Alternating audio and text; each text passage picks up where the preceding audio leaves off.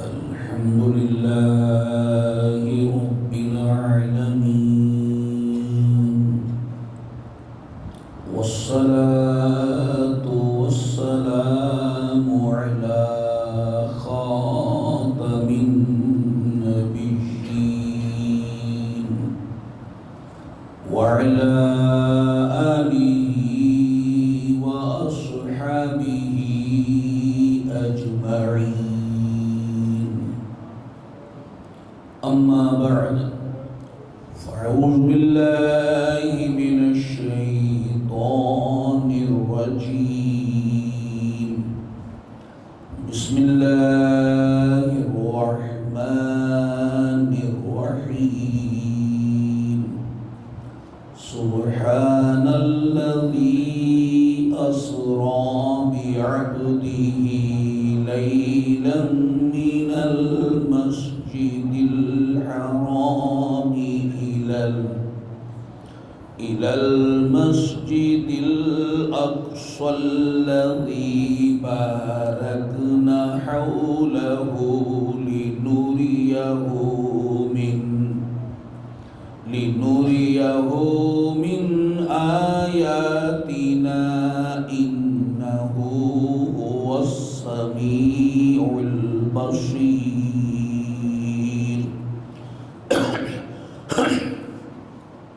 صدق الله العظيم. قال الله تبارك وتعالى في شان حبيبه الكريم: إن الله وملائكته يصلون على النبي يا أيها الذين آمنوا صلوا عليه وسلموا تسليما. الصلاة والسلام عليك يا سيدي يا رسول الله. الصلاة والسلام عليك يا سيدي يا حبيب الله. الصلاة والسلام عليك يا سيدي يا نبي الله وعلى آلك وأصحابك يا سيدي يا نور الله. الحمدللہ تعالی تبلیغ دین کی عالمی تنظیم تبلیغ اسلامی کے زیر انتظام 13ویں اسلامی تربیت کا انعقاد ہو رہا ہے. برسوں سے تربیت کا سلسلہ جاری و ساری ہے اور اب اس کا اختتام ہونے کو ہے. محترم بھائیوں اور بزرگوں اور مجھے پردے میں رہ کر سننے والی میری محترم ماؤں بہنوں بیٹیوں، رجب المرجب کا مبارک اور مقدس مہینہ ہمارے درمیان ہے. یوں تو یہ ابتدا ہی سے بڑا معزز اور مکرم مہینہ رہا ہے اور اس مہینے کو جو شرف حاصل ہوا وہ دوسرے مہینے کو نہیں ملا، اور وہ شرف یہ کہ نبوت کے 11ویں سال 27ویں رجب کو پیر کے دن اللہ تعالیٰ نے اپنے محبوب صلی اللہ علیہ وسلم کو معراج کی نعمت سے سرفراز فرمایا. میرے محترم بھائیوں اور بزرگوں اور میری محترم ماؤں بہنوں بیٹیوں، اللہ تبارک و تعالی نے اس آیت مبارکہ میں لفظ عبدی ہی ارشاد فرمایا. عبد کا اطلاق روح اور جسم دونوں پر ہوتا ہے. یہ لفظ ہی بتا رہا ہے کہ رسول اللہ صلی اللہ علیہ وسلم کو معراج خواب میں نہیں ہوئی، محض روح کے ساتھ نہیں ہوئی، بلکہ روح اور جسم دونوں کے ساتھ ہوئی. اور پھر یہ بات تو قابل غور ہے کہ جب رسول اللہ صلی اللہ علیہ وسلم نے معراج سے واپس تشریف لا کر لوگوں کے سامنے معراج کا واقعہ بیان کیا تو کفار جو ہیں مخالفت پر اتر آئے اور ایک شورش پڑ گئی. اب بتائیے اگر واقعہ صرف خواب کا ہوتا، اگر رسول اللہ نے یہ بیان کیا ہوتا کہ آج خواب میں نے یہ دیکھا ہے، تو پھر کافروں کو اعتراض کس بات کا تھا؟ خواب میں تو انسان کہاں کہاں چلا جاتا ہے. تو کافروں کا اعتراض کرنا، مخالفت کرنا، شور کرنا اس بات کی بین دلیل ہے کہ رسول اللہ صلی اللہ علیہ وسلم نے خواب کی بات بیان نہیں فرمائی تھی، بیداری کی بات بیان فرمائی تھی. تبھی تو وہ مخالفت پر اتر آئے تھے.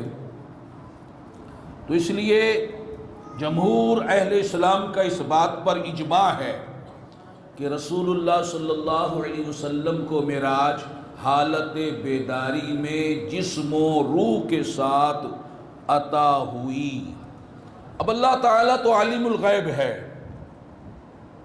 وہ جانتا تھا جہاں میرا ابو بکر ہوگا اور ان کے پیروکار ہوں گے، جب وہ سنیں گے معراج کے واقعات تو کہیں گے آمنا وصدقنا. اور دوسری طرف ابو جہل بھی ہوگا، اس کے پیروکار بھی ہوں گے، اس کے چیلے بھی ہوں گے. جب ان کے سامنے معراج کی بات ہوگی تو وہ انکار کریں گے. تو اس لیے اللہ تبارک و تعالی نے آیت میں یہ بیان فرما دیا کہ میرے نبی نے تو خود دعویٰ ہی نہیں کیا، میں یہ اعلان کر رہا ہوں کہ میں اپنے نبی کو لے کر گیا ہوں، میں نے اپنے نبی کو سیر کرائی ہے. اب اگر کسی کو میری قدرت میں شک ہے وہ اپنا ٹھکانہ دوزخ میں بنا لے. میں نے تو اپنی شان خود بیان کی ہے، ان اللہ علی کل شیء قدیر. فلہذا اللہ تبارک و تعالی نے اس آیت مبارکہ میں یہ بتا دیا، جس کو مفتی احمد یار خان نعیمی رحمۃ اللہ علیہ نے اپنے الفاظ میں بیان کیا کہ لوگوں، جانا اور ہے، لے جانا اور ہے. جانا اور ہے، لے جانا اور ہے. یہاں لے جانا بتایا گیا، میں لے کر گیا ہوں. مفتی صاحب فرماتے ہیں گویا اللہ نے فرمایا ہم محبوب کے ساتھ تھے، ساتھ رہے، ساتھ لے کر گئے. اس بات کو اعلیٰ حضرت رحمت اللہ علیہ نے مزید وضاحت کے ساتھ اس شعر میں بیان فرما دیا. وہی ہے اول، وہی ہے آخر، وہی ہے ظاہر، وہی ہے باطن. اسی کے جلوے، اسی سے ملنے، اسی سے اس کی طرف گئے تھے. اللہ تعالیٰ نے واقعہ معراج کی ابتدا لفظ سبحان کے ساتھ فرمائی، اور حکیم الامت مفتی احمد یار خان نعیمی گجراتی رحمۃ اللہ علیہ فرماتے ہیں کہ جو لفظ سبحان کا ورد کرے گا اللہ تعالیٰ اسے گناہوں سے پاک فرما دے گا. میرے محترم بھائیوں اور بزرگوں اور میری محترم ماؤں بہنوں بیٹیوں، میرے سرکار دنیا میں شان رسالت کے ساتھ تشریف لائے اور اللہ کی بارگاہ میں شان عبدیت کے ساتھ تشریف لے گئے. واقعہ معراج یوں تو بہت طویل ہے، حصول برکت کے لیے اختصار کے ساتھ صدر الافاضل سید محمد نعیم الدین مراد آبادی رحمۃ اللہ علیہ کی تفسیر سے واقعہ معراج اجمالاً پیش کرتا ہوں. پھر اس کے بعد جو آج کا بیان ہے وہ گوشے گزار کیا جائے گا. آپ نقل فرماتے ہیں کہ معراج شریف نبی کریم صلی اللہ علیہ وسلم کا ایک جلیل معجزہ ہے، اور میں عرض کرتا ہوں معجزہ ہی نہیں، معجزات کا گلدستہ ہے. اور یہ شرف اللہ تعالیٰ کی عظیم نعمت ہے، اور اس سے آپ صلی اللہ علیہ وسلم کا وہ کمال قرب ظاہر ہوتا ہے جو نہ کسی مخلوق کو پہلے ملا، نہ ملا ہے، نہ ملے گا. اور یہ شرف آپ ہی کو عطا اللہ تعالیٰ کی جانب سے ہوا۔ آپ تحریر فرماتے ہیں کہ مکہ مکرمہ میں آپ کا مکہ مکرمہ سے بیت المقدس تک تشریف لے جانا رات کے مختصر حصے میں، اور اگر ویسے دیکھا جائے تو مکہ سے بیت المقدس تک کا جو سفر ہے وہ 1 مہینے کا راستہ ہے۔ مختصر وقت میں تشریف لے جانا یہ نص قرآنی سے ثابت ہے، جو اس کا انکار کرے گا کافر ہو جائے گا۔ اور آسمانوں کی سیر فرمانا، پھر بیت المقدس سے آسمانوں کی طرف تشریف لے جانا، منازل قرب میں پہنچنا احادیث صحیحہ معتمدہ مشہورہ سے ثابت ہے، جو حد تواتر تک پہنچ گئی ہیں۔ جو اس کا انکار کرے گا وہ گمراہ ہو جائے گا۔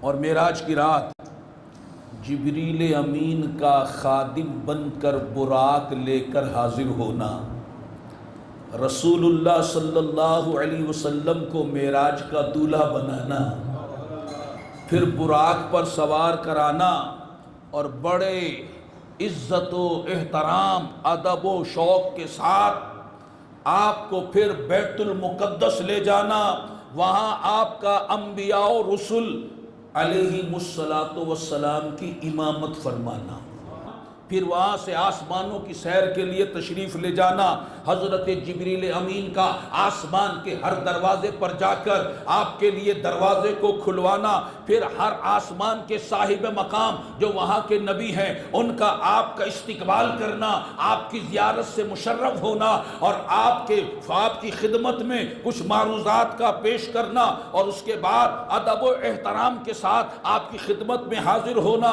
اور اسی طرح مبارک باتیں آپ کو پیش کرنا، پھر آپ کا ایک آسمان سے دوسرے آسمان کی طرف سیر فرمانا، اور وہاں کے عجائبات کا دیکھنا، اور تمام مقربین کی آخری منزل سدرۃ المنتہا کو پہنچ جانا، جبریل امین کا معذرت کرنا کہ میری مجال نہیں کہ ایک بال کے برابر بھی آگے بڑھ جاؤں، اور پھر آپ کا اکیلے ہی مقام قرب خاص میں تشریف لے جانا، ترقیہ فرمانا کہ جس کے تصور سے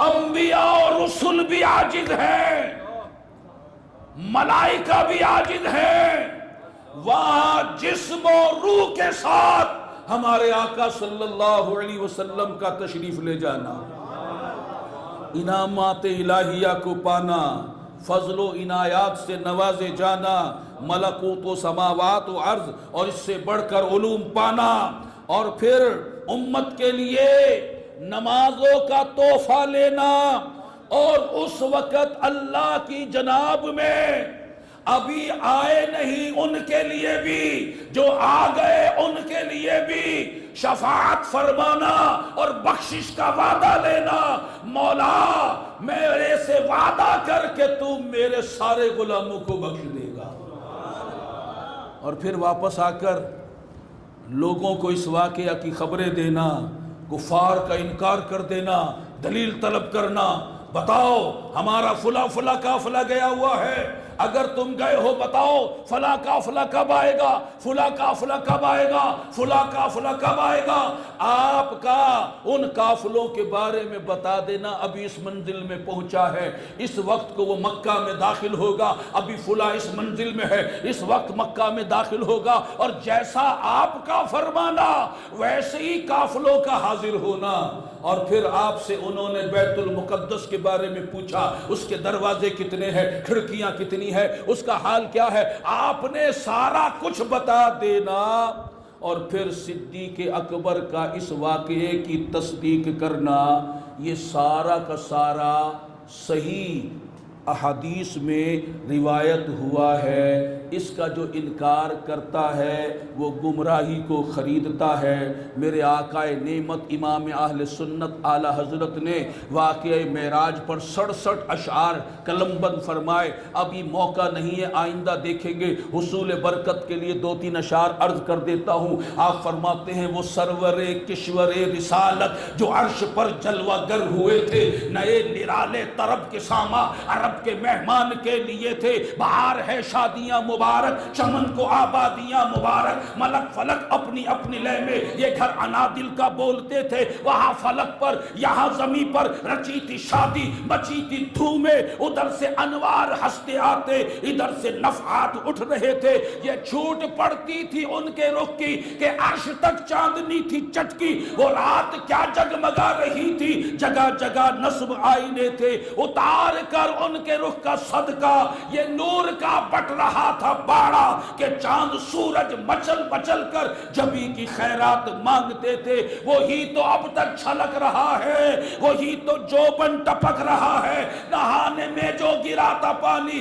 کٹورے تاروں نے بھر لیے تھے، غبار بن کر نثار جائے، کہاں بسرا گزر کو پائے ہمارے دل، حوریوں کی آنکھیں فرشتوں کے پر جہاں بچھے تھے۔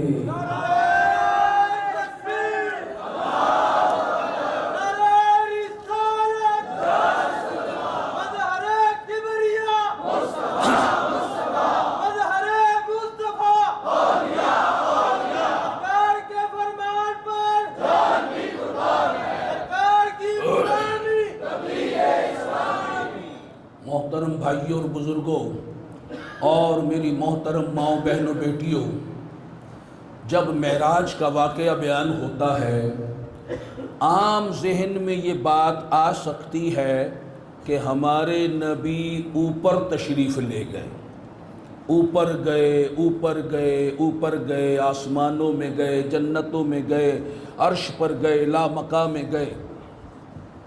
یاد رکھیے حضور اوپر ہی نہیں گئے، نیچے بھی گئے، دائیں بھی گئے، بائیں بھی گئے، آگے بھی گئے، پیچھے بھی گئے۔ میرے سرکار جہاں جہاں اللہ کی خدائی تھی وہاں وہاں تشریف لے گئے، سارے جہانوں کی سیر فرمائی، صرف اوپر نہیں گئے۔ کس لیے گئے؟ جبریل نے آ کر کیا کہا تھا؟ ان اللہ اشتاق الی لقائک یا رسول اللہ۔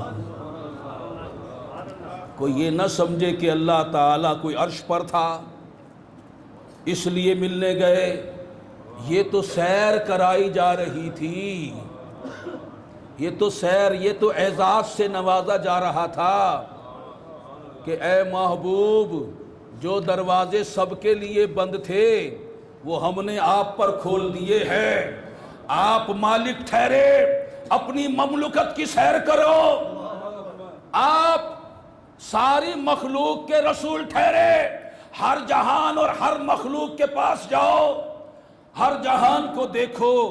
تو میرے سرکار ہر جہان میں تشریف لے گئے اور پھر اسی مختصر سے وقت میں کہاں کہاں کی سیر کی۔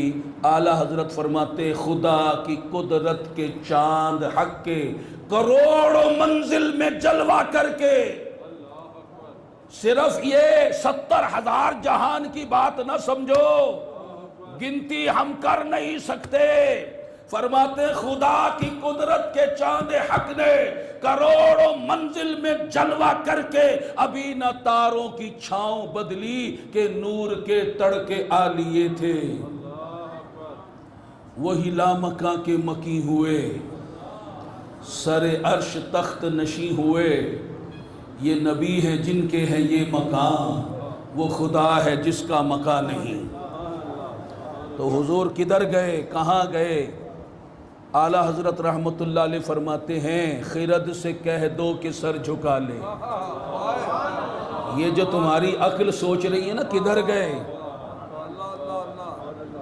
ان کا مقام و مرتبہ تو عقلوں سے وراء الورا ہے، ادراک سے وراء، سوچ سے وراء، خیال سے وراء، تصور سے وراء، تیرے میرے علم سے وراء، ہر ایک مخلوق سے وراء ہے۔ تو کون تصور کر سکتا ہے، کون ادراک کر سکتا ہے؟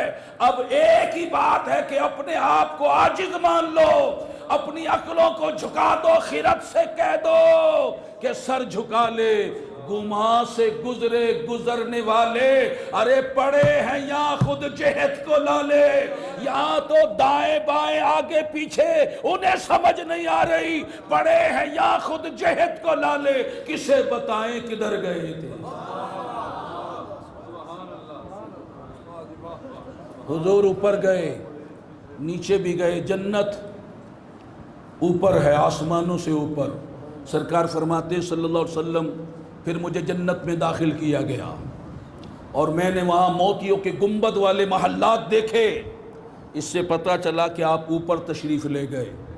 اور دوزخ ہے ساتوں زمینوں سے نیچے، اور آپ فرماتے ہیں کہ پھر جنت کی سیر کے بعد دوزخ کے پاس مجھے لایا گیا، دوزخ کے احوال دکھائے گئے، اس میں نے اللہ تعالیٰ کا غضب دیکھا، اس کا عذاب دیکھا، اس کا انتقام دیکھا۔ اگر اس میں پتھر اور لوہوں کو بھی ڈال دیا جائے تو وہ آگ پتھر اور لوہے کو بھی کھا لے۔ یہ حدیث بتا رہی ہے نیچے بھی گئے ہیں۔ تو جہاں جہاں اللہ کی خدائی ہے وہاں وہاں آپ تشریف لے گئے، اور پھر اس کے بارے میں مزید بیان پھر کبھی ہوگا۔ ابھی جو ہم نے بیان کرنا ہم اس طرف آتے ہیں کہ رسول اللہ صلی اللہ علیہ وسلم نے جنت کو بھی ملاحظہ فرمایا، دوزخ کو بھی ملاحظہ فرمایا، اور دوزخ میں آپ نے کچھ احوال وہ آپ نے ملاحظہ فرمائے، پھر امت کو بتائے تاکہ یہ ان کو ہوش آئے، ان کو خیال آئے کہ اگر انہوں نے اپنے آپ کو نہ سدھارا تو آخرت کا عذاب میں کیا دیکھ کر آیا ہوں۔ چنانچہ آپ صلی اللہ علیہ وسلم ارشاد فرماتے ہیں کہ میں نے شب معراج جب دوزخ کا میں نے منظر ملاحظہ کیا تو میں ایک ایسی قوم پر میرا گزر ہوا، میں نے دیکھا کہ ان کے سامنے بہترین لذیذ گوشت رکھا ہوا ہے، خوشبودار، اور دوسری طرف سڑا ہوا بدبودار گندا گوشت رکھا ہوا ہے۔ وہ پاکیزہ لذیذ بہترین گوشت کو چھوڑ کر اس گندے سڑے ہوئے بدبودار کو گوشت کو کھا رہے ہیں۔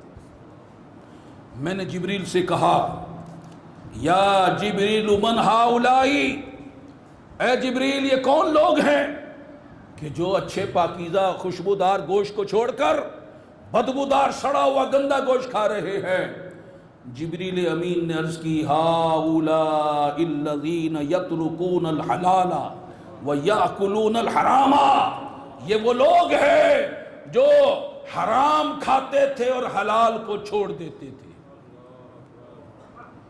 اب اس سے وہ لوگ سبق حاصل کریں جو آج حرام روزی کما رہے ہیں، سود کا لین دین جسے پروفٹ کا نام دے دیا گیا ہے، رشوت کا لین دین جسے گفٹ کا نام دے دیا گیا ہے، ملاوٹ اور ڈنڈی مارنا اس کو فن کا نام دے دیا گیا ہے، دھوکہ فراڈ کرنا اس کو چالاکی اور ہوشیاری کا نام دے دیا گیا ہے، چوری کرنا ڈاکہ ڈالنا اسے پیشہ بنا لیا گیا ہے، جوا کھیلنا اور یتیموں غریبوں کے مال کو، جائیداد کو، زمینوں کو، پلاٹوں کو، دولت پر قبضے جمانا یہ فیشن بن گیا ہے۔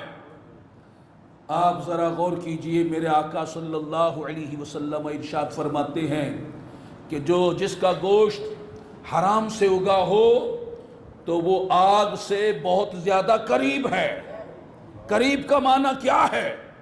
علماء فرماتے ہیں کہ جس طرح مٹی کے تیل میں کسی کپڑے کو گیلا کر لیا جائے اور اس کو آگ دکھائی جائے، وہ سوکھے کپڑے کی نسبت یہ آگ کے زیادہ قریب ہوگا، اس کو آگ جلدی پکڑے گی، اس کو آگ جلدی جلائے گی۔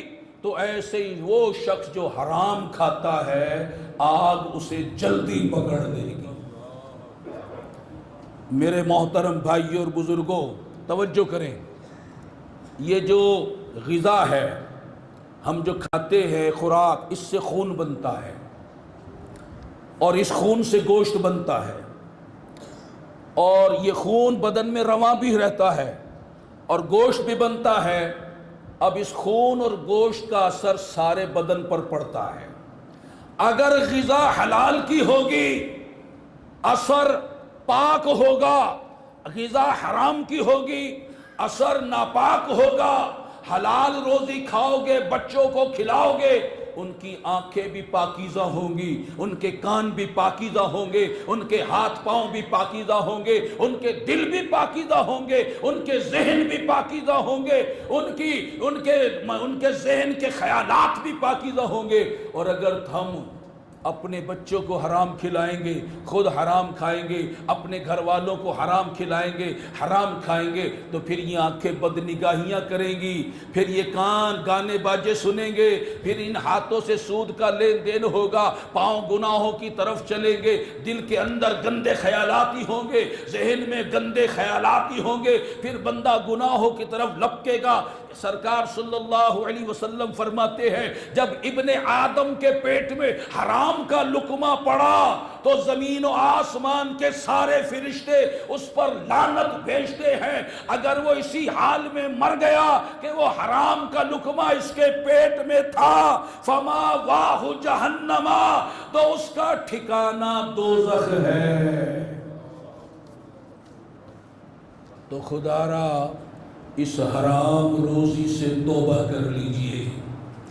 آج تو اس سے آنے والی آمدنی اچھی لگ رہی ہے مگر اس کا انجام بہت برا ہے. ہمارے آقا صلی اللہ علیہ وسلم مزید ارشاد فرماتے ہیں میں نے شب معراج جہنم میں ایک ایسی قوم کو دیکھا جس کی زبان گدی سے کھینچی گئی تھی، پیچھے سے. آگے سے کھینچنے میں کھینچ کر دیکھ لے کتنی تکلیف ہوتی ہے، اور پھر گدی سے کھینچنا. میں نے جبریل سے کہا من ہم، یہ کون لوگ ہیں؟ جبریل نے عرض کیا ہم الذین یحلفون باللہ کاذبین، یہ وہ لوگ ہیں جو جھوٹی قسمیں کھاتے ہیں. آج بچہ بڑا مرد عورت بات بات پر جھوٹی قسمیں کھا رہے، کاروبار کرنے والے جھوٹی قسمیں کھا رہے. آج جھوٹی قسمیں کھانے کا ایک ٹرینڈ بن گیا ہے. اللہ کی قسم، قرآن کی قسم، جھوٹی قسمیں اٹھا لیتے ہیں لوگ، جھوٹا قرآن اٹھا لیتے ہیں. میرے آقا صلی اللہ علیہ وسلم نے ارشاد فرمایا یہ بہت بڑی خیانت ہے کہ تو اپنے بھائی سے کوئی بات کہے، وہ تجھے دیکھ کر، تیری شکل کو دیکھ کر، تیرے حلیے کو دیکھ کر، تیرے رشتے کو دیکھ کر، تیری دوستی کو دیکھ کر، تیرے تعلق کو دیکھ کر وہ تجھے سچا سمجھے، اور حقیقت میں تو اسے فراڈ کر رہا ہو، اس سے جھوٹ بول رہا ہو، اسے دھوکہ دے رہا ہو. آج کتنے ایسے لوگ ہیں کہ لوگ دیکھتے ہیں کہ یہ تو میرا رشتہ دار ہے، یہ تو میرا دوست ہے، یہ تو بڑا نیک آدمی ہے، داڑھی رکھتا رکھے ہوئے نماز پڑھنے والا ہے، اور اس پر اعتماد کرتا اور وہ اسے دھوکہ دے جاتا ہے. اس کو میرے آقا نے فرمایا یہ عام خیانت نہیں، یہ بڑی خیانت ہے. اپنے بھائی کو دھوکہ دینا اور امانت میں خیانت کرنا، فراڈ کرنا، جھوٹ بولنا، یہ بڑی خیانت ہے. اور آج تاجر لوگ یہ بھی بڑی جھوٹی قسمیں اٹھاتے ہیں، کاروباری لوگ، اسی طرح دفتر میں بیٹھنے والے جھوٹی قسم اٹھا لیتے جناب ابھی تو آپ کی فائل آئی نہیں، اور مطلب ہے کہ ذرا آپ فائل کے ساتھ کچھ لگاؤ تاکہ پھر ہم آپ کی فائل پیش کریں. جھوٹی قسمیں اٹھاتے جب تک کچھ نہ دیا جائے کام نہیں ہو رہا. دکاندار جھوٹی قسمیں، اللہ کی قسم یہ تو 500 روپے کی میری خرید ہے، پھر 300 روپے میں بیچ بھی دیتے ہیں. جھوٹی قسمیں کچے رنگ کو پکا رنگ ثابت کر دیتے ہیں، ملاوٹ والی چیز کو قسمیں اٹھاتے ہیں کہ یہ خالص ہے، بالکل 100% خالص ہے، یہ تو میرے ڈیرے کا دودھ ہے، یہ تو شہد کا، یہ میں جو شہد خود اپنے باغ سے لے کر آیا ہوں، اس میں کوئی ملاوٹ نہیں ہے. قرآن کی آیات لکھ دیتے ہیں، حدیثیں لکھ دیتے ہیں، من غشنا فلیس منا، کہتے کوئی ملاوٹ نہیں، اور سب سے زیادہ فراڈ کر رہے ہوتے ہیں. میرے آقا صلی اللہ علیہ وسلم فرماتے ہیں تاجر لوگ فاجر ہے. صحابہ نے عرض کی حضور کیا بیع حلال نہیں، تجارت حلال نہیں؟ فرمایا حلال ہے مگر یہ لوگ بات کرنے میں جھوٹ بولتے ہیں اور قسم جھوٹی اٹھاتے ہیں، تو یہ تاجر لوگ فاجر ہیں. تو میرے محترم بھائیوں اور بزرگوں، آج جھوٹ بول کر یہ سودا ہو سکتا ہے بک جائے، لیکن کل قیامت میں اگر پکڑ ہو گئی اور دوزخ میں ڈال دیا گیا اور زبان کو گدی سے پکڑ کر کھینچ لیا گیا، وہ تکلیف خطرناک ہے یا یہ جو چند ہزار روپے حرام کے کھائے جا رہے ہیں اس کی لذت زیادہ ہے؟ ہوش میں آئیے، غور کیجئے۔ ہماری خواتین، ہماری مائیں بہنیں بیٹیاں بھی جھوٹی قسمیں کھانے میں دیر نہیں لگاتی، بات بات پر وہ بھی جھوٹی قسمیں کھا لیتی ہے، انہیں بھی توبہ کرنی چاہیے اور اس گناہ سے اپنے آپ کو بچانا چاہیے۔ رسول اللہ صلی اللہ تعالی علیہ وسلم فرماتے ہیں کہ شب معراج میرا گزر ایک قوم پر ہوا، میں نے دیکھا ان کے جو ناخن ہیں وہ تانبے کے ہیں، تانبے کے ناخن، یخمشون بہا وجوہہم وصدورہم، ان تانبے کے ناخنوں سے وہ اپنے چہروں کو اور سینوں کو چھیل رہے ہیں۔ کبھی خارش اور انہی ناخنوں سے زیادہ تیز کھجا لیا جائے اور کھال ذرا سی چھل جائے تو کتنی مرچیں لگتی، تکلیف ہوتی ہے، اور جب ناخن ہی تانبے کے ہوں اور چھیلا بھی چہرہ جائے اور سینے کو چھیلا جائے، کہنا آسان ہے، سننا آسان ہے، اس عذاب کو ذرا محسوس تو کرو، غور تو کرو، کتنی شدید تکلیف والا عذاب ہے۔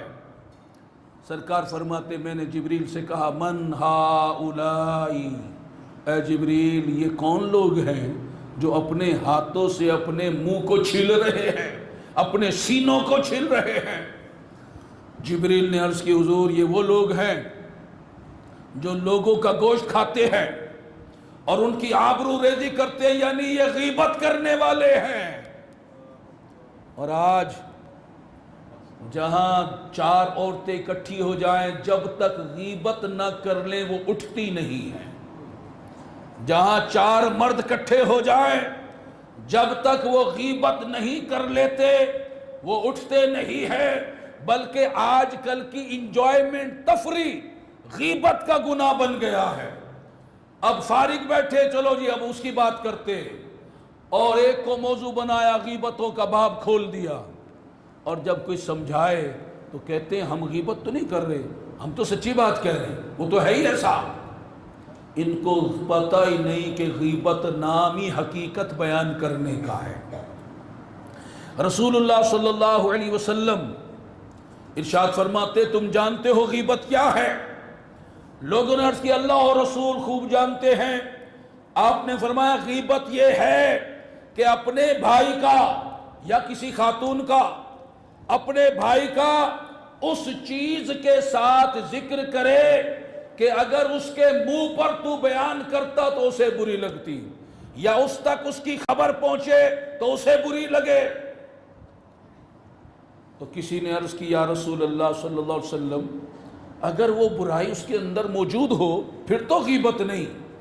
آپ نے فرمایا تبھی تو غیبت ہے۔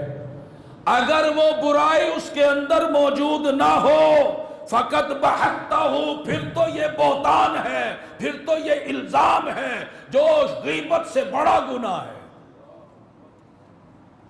تو اب غیبت کو جان گئے، جس غیبت کو میرے آقا نے فرمایا الغیبت اشد من الزنا، غیبت بدکاری سے بھی بڑا گناہ ہے، اور آج یہ گناہ گھر گھر ہو رہا ہے، حتیٰ کہ مسجد و مدرسہ میں بیٹھ کر یہ گناہ ہو رہا ہے، حتیٰ کہ دینی لوگ بھی یہ گناہ کر رہے ہیں، دنیاوی لوگ بھی یہ گناہ کر رہے ہیں۔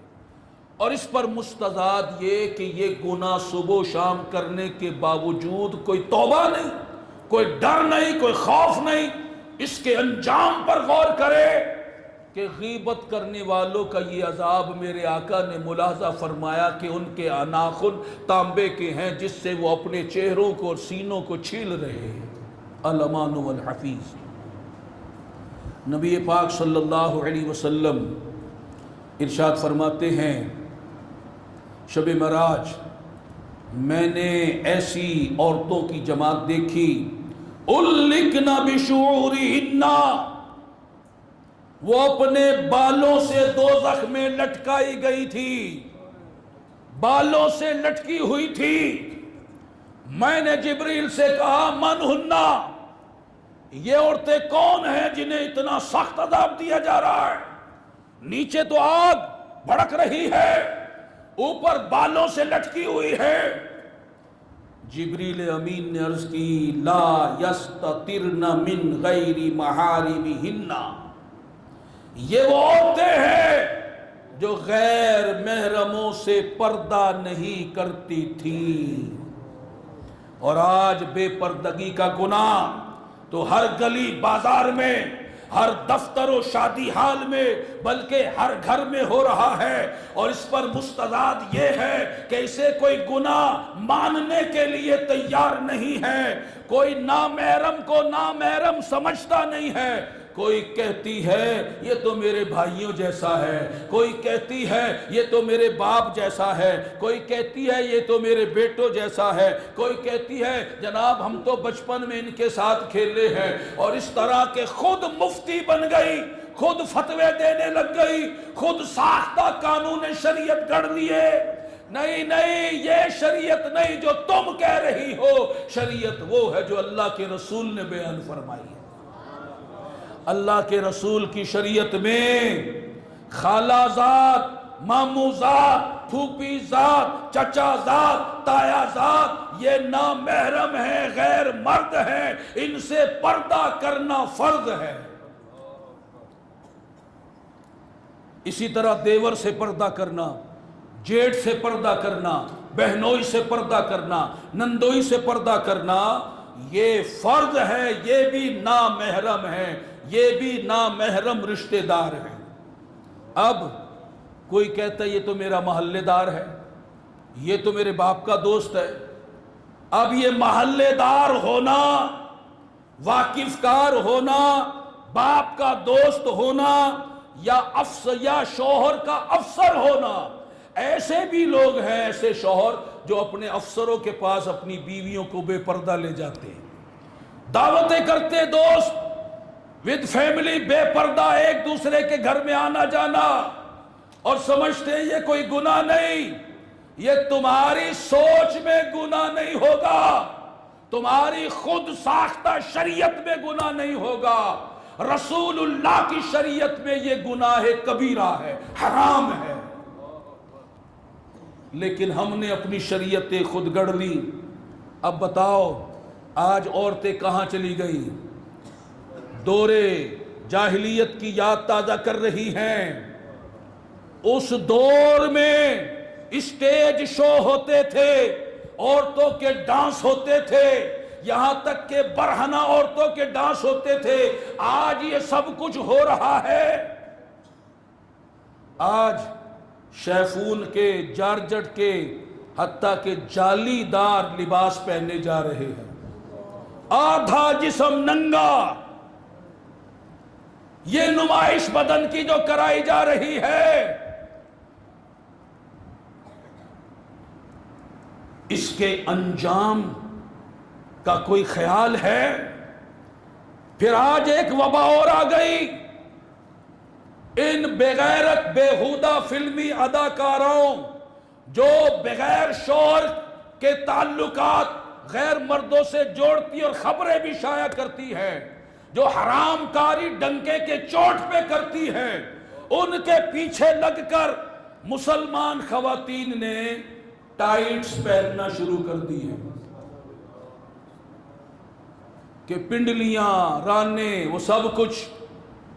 اب وہ سمجھتی ہیں یہ کپڑا نہیں، یہ ہونا نہ ہونا برابر ہے۔ جو عورت ایسا ٹائٹس لباس پہنتی ہے، مردوں کو ان کی طرف نگاہ کرنا جائز نہیں۔ جب مردوں کو انہیں دیکھنا جائز نہیں تو ان کا ایسا لباس پہننا کہاں سے جائز ہوگا؟ پھر وہ شوہر، وہ باپ، وہ بھائی جو ایسا لباس فراہم کرتے ہیں، وہ اس گناہ میں برابر کے شریک ہیں۔ میرے آقا صلی اللہ علیہ وسلم نے فرمایا ان قریب ایسی عورتیں ہوں گی جنہوں نے لباس تو پہنے ہوں گے مگر وہ ننگی ہوں گی، یا تو باریک لباس ہوگا۔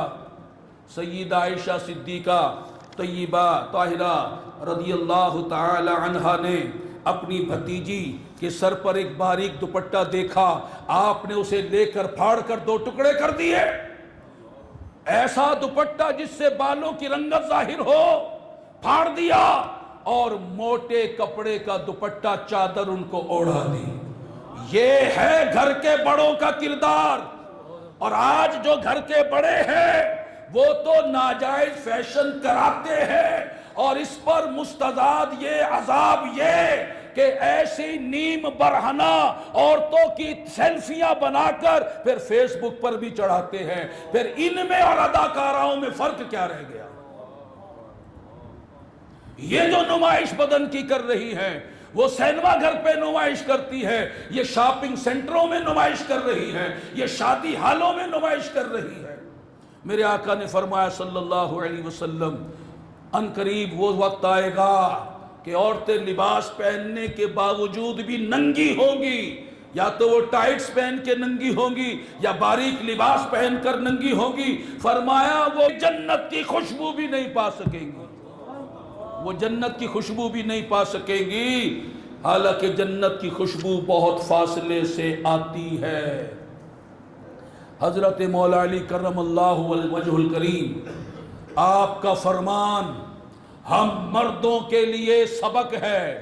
آپ فرماتے ہیں، کیا تمہیں حیا نہیں آتی؟ کیا تمہیں غیرت نہیں آتی؟ اے مسلمان مردوں جو آج اپنی بہن کو، بیٹی کو، بیوی کو ننگے سر، ننگے منہ، ننگے بازو موٹر سائیکل پر بٹھا کر سارے بازار والوں کو اس کی زینت دکھا رہا ہے، جو نیم برہنہ لباس پہنا کر شادی ہالوں میں، تفریح گاہوں میں لے کر جا رہا ہے، جو بے پردہ اپنی گھر کی بچیوں کو اسکول اور کالج میں بھیج رہا ہے، کو ایجوکیشن دلوا رہا ہے، جو شاپنگ سینٹروں میں بھیج رہا ہے، جو بے پردہ دفتروں میں بھیج رہا ہے، میرے آقا مولا علی فرماتے ہیں، کیا تمہیں حیا نہیں آتی؟ کیا تمہیں غیرت نہیں آتی کہ تم میں سے کوئی شخص اپنی عورت کو مردوں کے درمیان جانے دیتا ہے؟ وہ مردوں کو دیکھتی ہے اور مرد اسے دیکھتے ہیں۔ تمہیں غیرت نہیں آتی؟ تمہیں شرم نہیں آتی؟ تمہیں حاکم بنایا تھا، تم غلام بن گئے۔ تم سے کل قیامت میں پوچھا جائے گا۔ تو میرے محترم بھائیوں اور بزرگوں، یہ کوئی فسانہ بیان نہیں ہو رہا۔ میرے وہ آقا جن کو دشمن کفار بھی صادق و امین کہتے، وہ رسول اللہ صلی اللہ علیہ وسلم فرماتے ہیں، میں نے دوزخ میں اپنی آنکھوں سے دیکھا کہ بے پردہ عورتوں کو بالوں کے ساتھ دوزخ میں لٹکایا ہوا تھا۔ اور آج عورتوں میں یہ بھی برائی ہے کہ وہ نیچے گاؤن پہن لیتی ہیں، اوپر سکارف لے لیتی ہیں اور پیچھے سے سارے بال کھلے ہوتے ہیں۔ وہ چھوٹا سا دوپٹہ یا سکارف ایسا لیتی ہیں، لپیٹتی ہیں، پیچھے سے سارے بال ان کے کھلے ہوتے ہیں، لہرارے ہوتے ہیں۔ وہ سمجھتی ہیں کہ ہم نے پردہ کر لیا۔ یہ بالوں کا چھپانا بھی ان پر فرض ہے۔ یہ بالوں کی نمائش کرانا یہ بھی ایک بڑا گناہ ہے۔ میرے آقا صلی اللہ علیہ وسلم نے شب معراج ہی ملاحظہ فرمایا، ایسی عورتوں کو دیکھا جو بالوں کے ساتھ لٹکی ہوئی تھی اور ان کے دماغ ہنڈیا کی طرح کھول رہا تھا۔ جبریل نے بتایا یہ وہ عورتیں ہیں جو غیر مردوں کے سامنے اپنے بالوں کو ظاہر کرتی تھی۔ جاگنا ہے جاگ لے، افلاک کے سایہ تلے، حشر تک سونا پڑے گا خاک کے سایہ تلے۔ میرے آقا صلی اللہ علیہ وسلم فرماتے ہیں کہ میں نے کچھ شب معراج کچھ مرد و خواتین کو دیکھا جن کے سامنے بھنے ہوئے لذیذ کھانے رکھے ہوئے ہیں، اور دوسری طرف کچا بدبودار سڑا ہوا گوشت رکھا ہوا ہے، وہ لذیذ خوشبودار بھنے ہوئے کھانوں کو چھوڑ کر اس سڑے ہوئے کچے بدبودار گوشت کو کھا رہے ہیں۔ میں نے جبریل سے کہا کہ یہ کون لوگ ہیں؟ جبریل نے فرمایا یہ وہ لوگ ہیں جو شادی شدہ ہو کر غیر عورتوں کے پاس رات گزارتے، اور یہ وہ عورتیں ہیں جو شادی شدہ ہو کر غیر مردوں کے پاس وقت گزارتی۔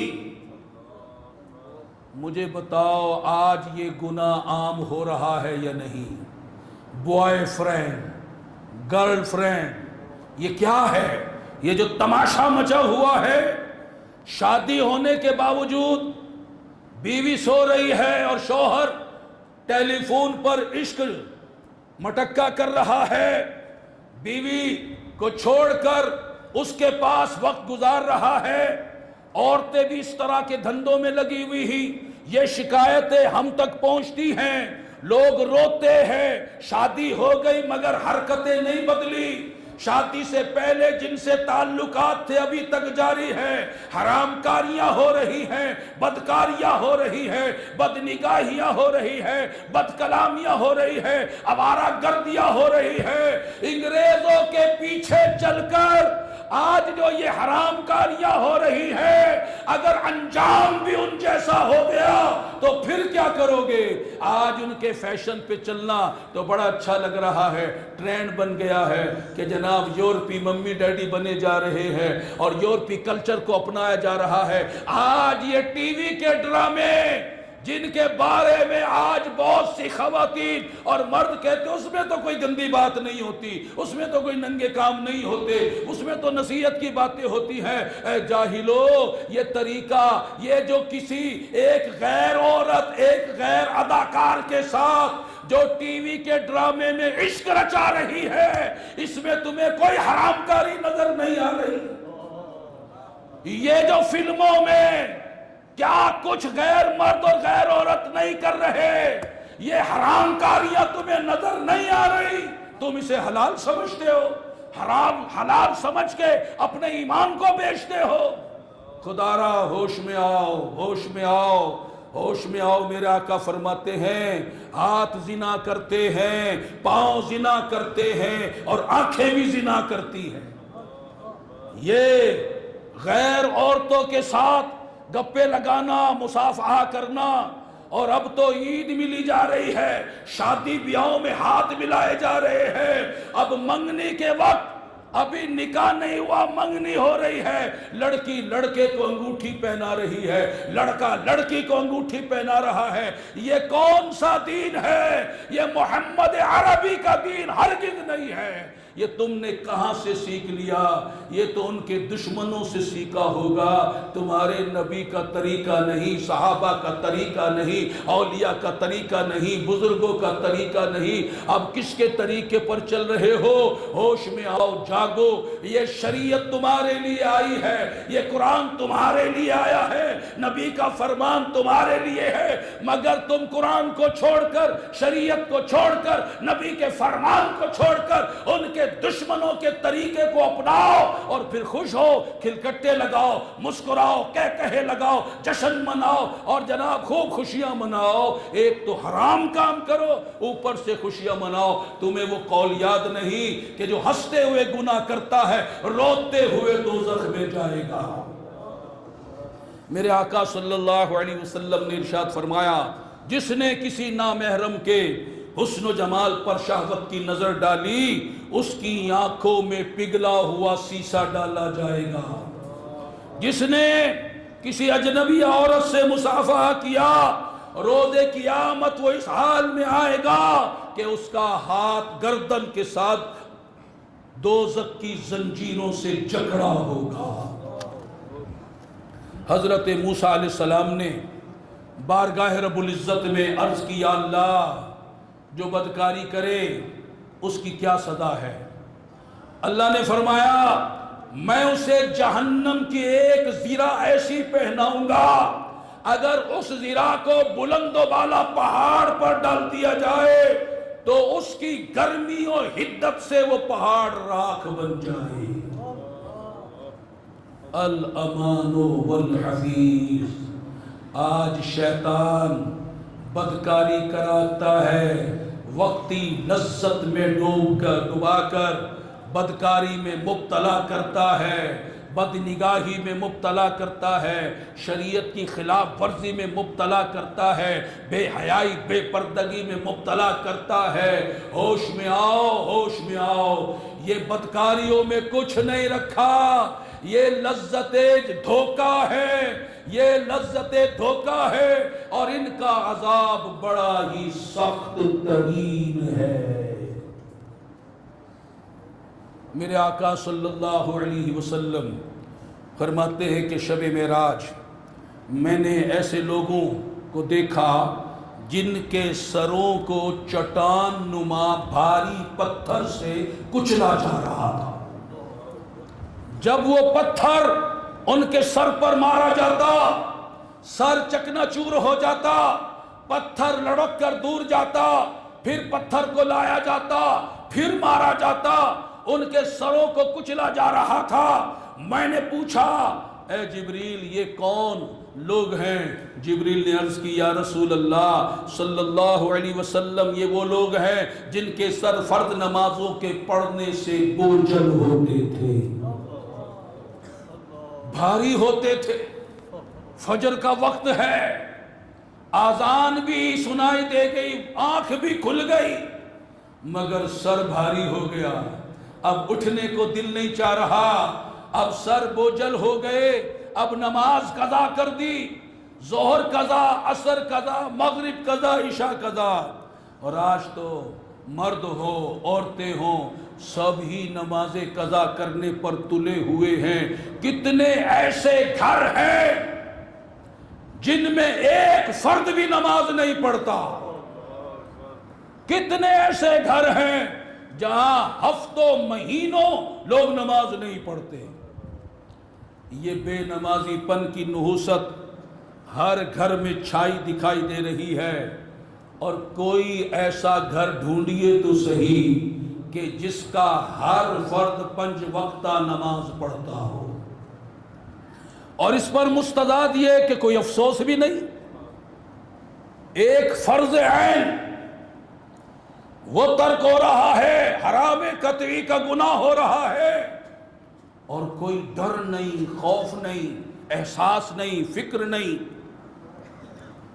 بہار شریعت میں ہے، جہنم میں ایک وادی ہے جس کی سختی سے جہنم بھی پناہ مانگتا ہے، اور اس وادی کا نام ہے ویل۔ فَوَيْلٌ لِّلْمُصَلِّينَ الَّذِينَ، ویل ہے اس کا نام۔ جان بوجھ کر نماز قضا کرنے والے اس وادی ویل کے مستحق ہوں گے۔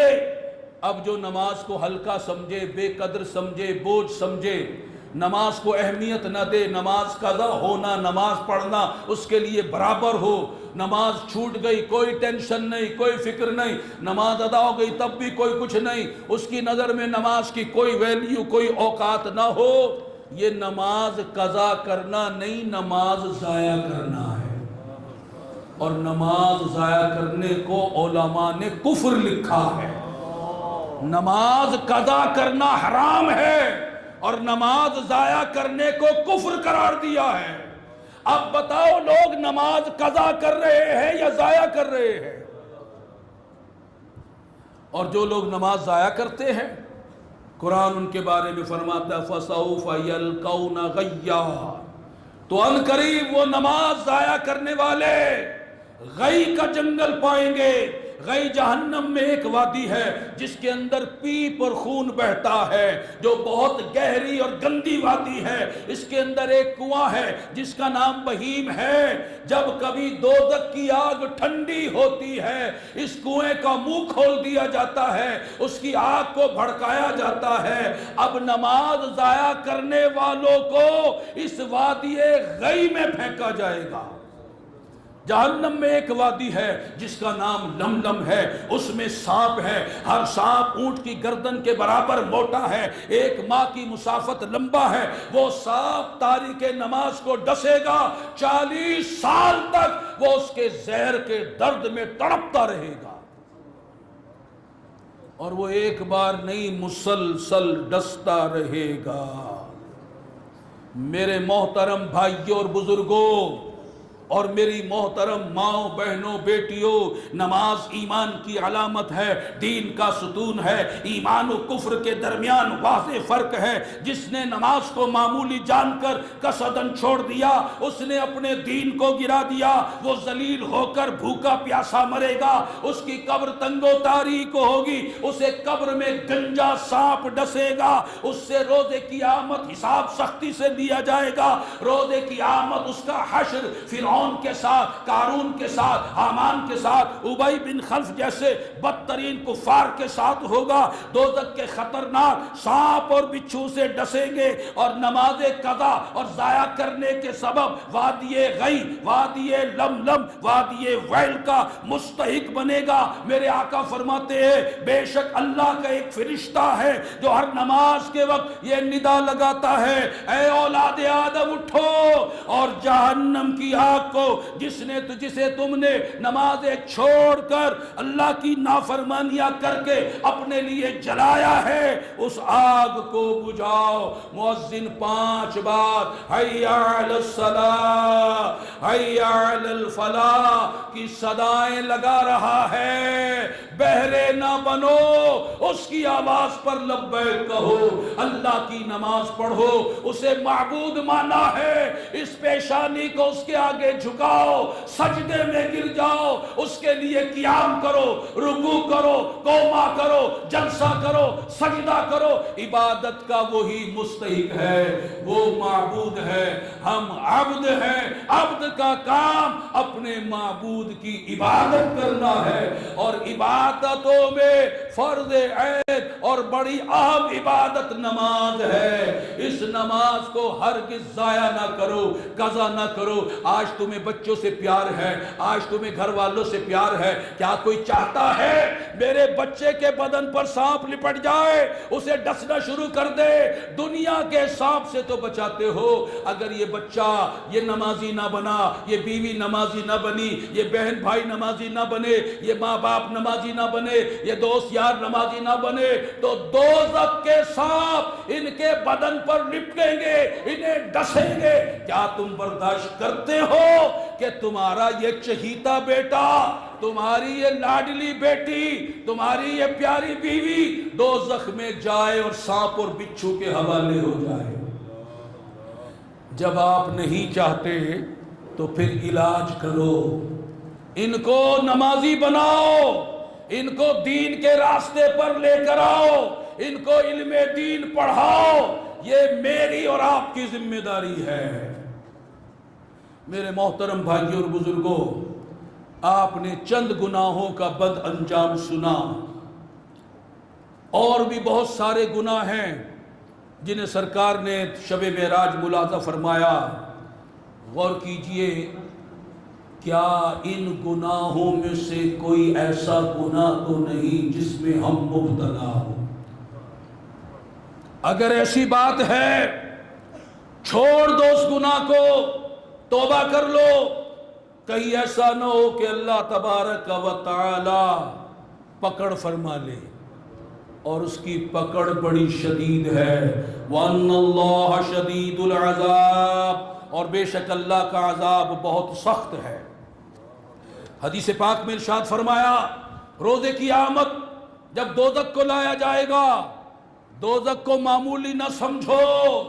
میرے آقا رحمت صلی اللہ علیہ وسلم ارشاد فرماتے، روز قیامت جب دوزخ کو اپنی جگہ سے لایا جائے گا تو اس کی 70,000 لگامیں ڈالی جائیں گی، 70,000 لگامیں، اور ہر لگام کو 70,000 فرشتوں نے پکڑا ہوگا۔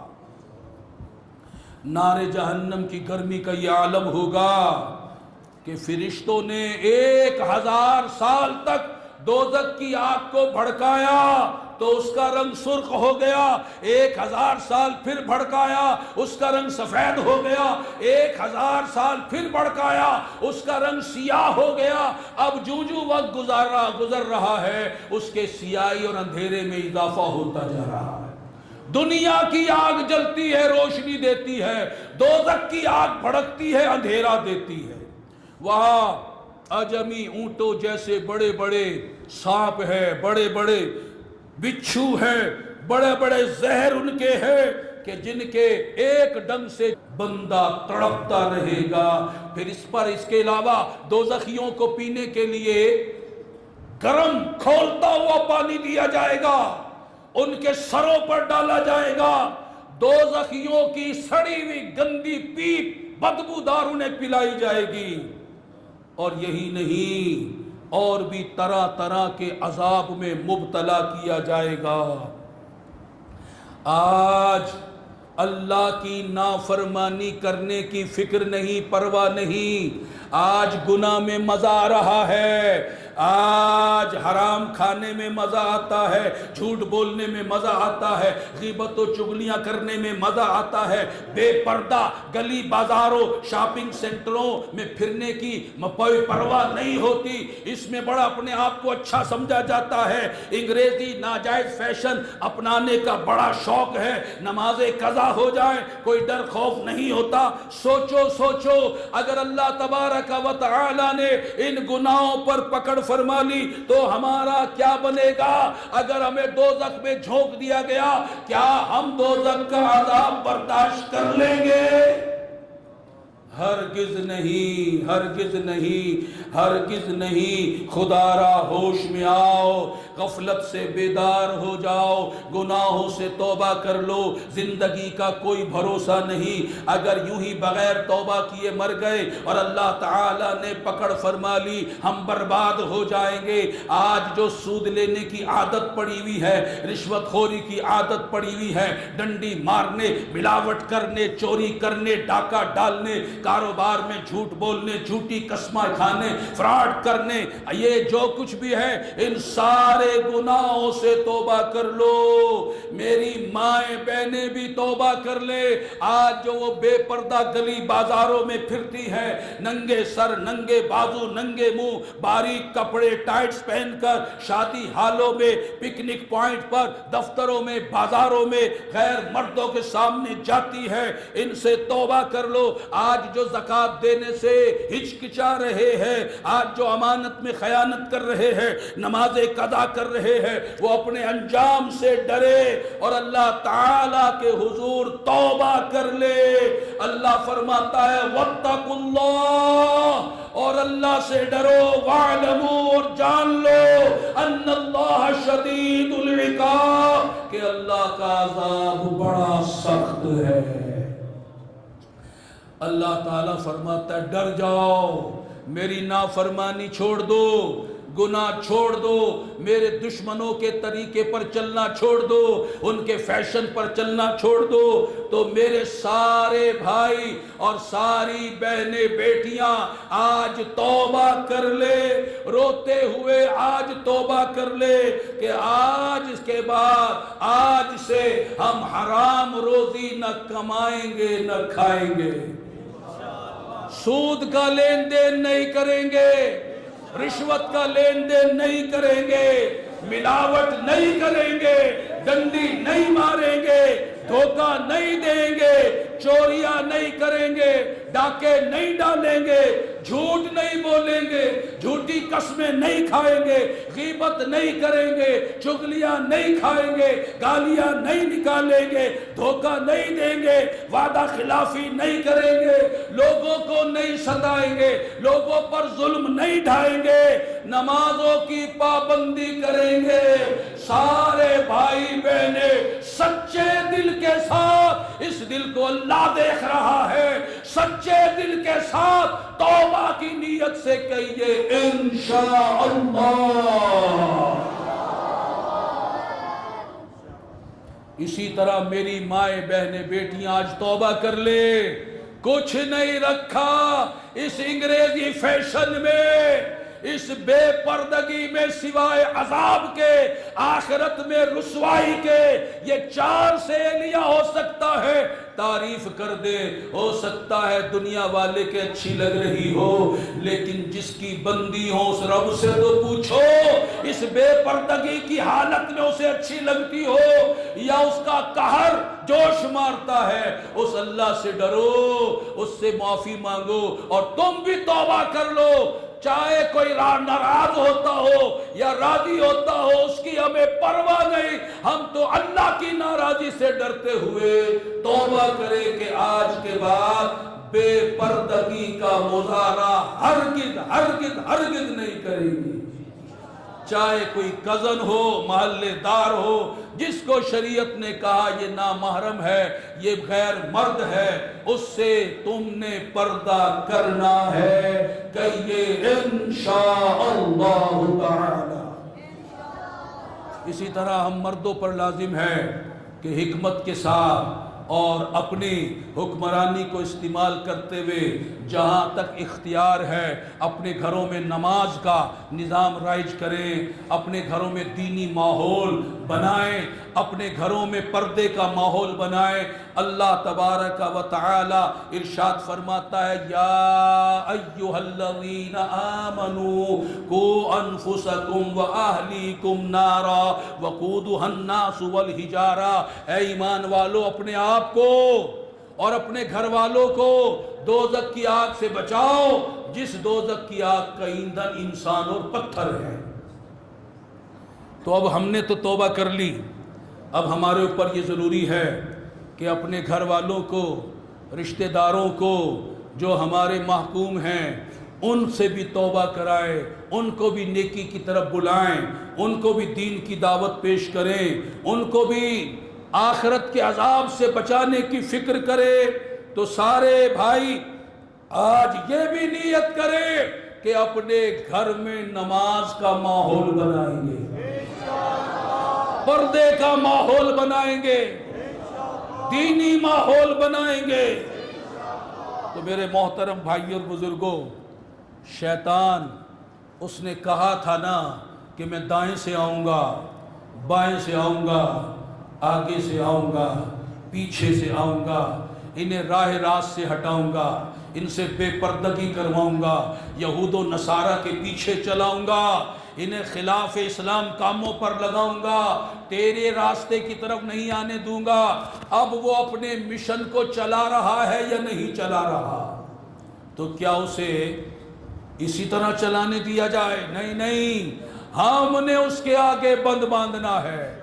ہم نے جو گناہوں کا سیلاب اس نے چھوڑا ہے اس کے آگے بند باندھنا ہے، اس گناہوں کے سیلاب کو روکنا ہے، یہ گناہوں کو جو بازار اس نے گرم کر دیا ہے اس کی روشنی کو بجھانا ہے اور رسول اللہ کی سنت کے نور کو جگمگانا ہے۔ آج رسول اللہ کے دین کے علم کو ہم نے لہرانا ہے۔ آج گلی گلی، گھر گھر، ایک ایک فرد تک ہم نے رسول اللہ کا دین لے کر جانا ہے۔ ایک ایک دروازہ کھٹکھٹا کر ہم نے رسول اللہ صلی اللہ علیہ وسلم کا دین پیش کرنا ہے۔ مجھے بتاؤ، کیا ہم شیطان کی شیطانیت سے لڑنے کے لیے تیار ہیں؟ کیا ہم ان گناہوں کو، سیلاب کو روکنے کے لیے تیار ہیں؟ تبلیغ اسلامی یہ کام کر رہی ہے، کیا آپ تبلیغ اسلامی والے بن کر اس شیطانیت کو روکنے کے لیے تبلیغ کا فریضہ سر انجام دینے کے لیے تیار ہیں؟ قربانیاں دیں گے؟ اس کے لیے گھروں سے نکلنا ہوگا، گھروں سے نکلیں گے، شیطان کے خلاف جہاد کریں گے، شیطانی مشن کے خلاف جہاد کریں گے، تبلیغ کے لیے گھروں سے چلیں گے۔ جو تبلیغ کے لیے چلتا ہے، چلتا وہ بعد میں ہے، مدینے والے کی نظر شفقت پہلے پڑ جاتی ہے کہ یہ میرا دین کا مبلغ، میرے دین کا مجاہد، میرا غلام کسی اور کے کام سے نہیں جا رہا، نہ گھر والوں کے کام سے، نہ رشتہ داروں کے کام سے، نہ کسی دنیا دار افسر کے کام سے، نہ کسی حکمران کے کام سے آج نکل رہا ہے تو میرے کام سے نکل رہا ہے۔ پھر بتاؤ ادھر سے کرم کیسا آئے گا، وہاں سے کرم کیسا آئے گا، کیسی رحمت آئے گی۔ واللہ میرے آقا جس پر ایک بار پیار سے دیکھ لے ہمیشہ کے لیے بیڑا پار ہو گیا۔ اور اپنے مبلغ کو، اپنے دین کے مبلغ کو تو وہ مسلسل پیار سے دیکھتے ہی رہتے ہیں، وہ تو ان کی نظروں میں آ جاتا ہے۔ تو اب بتائیے، محبوب کے محبوب بننا ہے، محبوب کے پیارے بننا ہے تو پھر ان کا کام کرنا ہوگا۔ ان کا کام کیا ہے کہ ان کے دین کی فکر کرو، ان کے دین پر عمل کرو، ان کے دین کی تبلیغ کرو۔ الحمدللہ یہ کام تبلیغ اسلامی کر رہی ہے۔ اس سلسلے میں قافلے ترتیب دیے جا رہے ہیں تاکہ گاؤں میں جایا جائے، شہروں میں جایا جائے، گلی محلوں میں جایا جائے، دروازوں پر جایا جائے، گلیوں میں جایا جائے۔ رسول اللہ ملاحظہ فرمائے، یہ ہے تو اپنی نظر میں اپنے محلے میں افسر، لیکن میرے دین کے لیے گلی گلی پھر رہا ہے۔ اس کو اپنی افسری کی، اپنے دولت مند ہونے کی کوئی پرواہ نہیں، اس نے اپنا سب کچھ میرے لیے قربان کر دیا۔ ہم تو بے وفا ہو سکتے ہیں، وہ بے وفا نہیں، وہ تو بے وفاؤں کو بھی نبھاتے ہیں۔ تو جب کوئی ان کے لیے گھر سے نکلے گا تو ان کی نظر میں آ جائے گا، اور ان کی نظر میں آنا ہی تو اصل بندگی ہے۔ تو کیا ہم تیار ہیں؟ ہم رسول اللہ کے دین کے لیے تیار ہیں؟ آپ کے دین کی تبلیغ کے لیے تیار ہیں؟ آپ کے دین کی تبلیغ کے لیے قافلوں میں جائیں گے؟ تو کون ہے جو 3 دن کے لیے رسول اللہ کے دین کی تبلیغ کے لیے قافلے میں جائے گا؟ وہ ذرا کھڑا ہو جائے، وہ کھڑا ہو جائے کہ رسول اللہ کے دین کی تبلیغ کے لیے نکلیں گے۔ اس میں شرماؤ نہیں، یہ آقا کے دین کی بات ہے، یہ آقا کے دین کی بات ہے۔ شرماؤ نہیں، جھجکو نہیں، سوچو نہیں، یہ سوچنے والا کام نہیں ہے۔ آپ اپنے نام لکھوائے، آپ کو کارڈ دیے جا رہے ہیں، ان کارڈ پر پورا بایو ڈیٹا لکھے۔ آپ مئی میں، جون میں، جولائی میں، اگست میں، ان 4 مہینوں میں جس مہینے میں آپ کے لیے سہولت ہے آپ وہ مہینہ لکھیں اور پھر تبلیغ قافلے میں جانے کی تیاری کریں۔